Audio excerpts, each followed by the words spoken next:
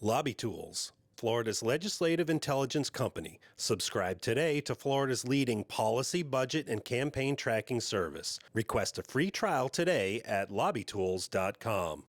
Clearwater Police Chief Daniel Slaughter says the number of officers suffering from post-traumatic stress syndrome is greatly underestimated. I venture to guess that you probably have a hard time finding any officer that doesn't have some form of it. It was only 3 years ago PTSD was added as a recognized line of duty injury covered by workers' comp. Still, many are slipping through the cracks. Walton County Sheriff Michael Atkinson told lawmakers of a deputy sheriff who had survived a shootout. 5 years later was up for promotion and turned in his badge out of the blue. Had not even spoken to his wife and children. He wanted to walk out right there because of an incident that happened that had festered over the course of 5 years.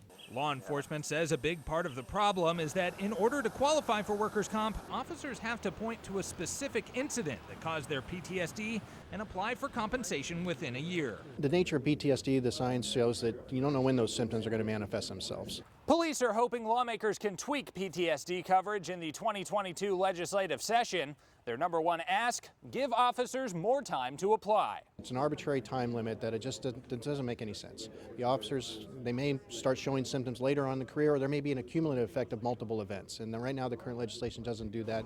And law enforcement also tells us they believe better PTSD coverage and more access to mental health resources could help with officer retention.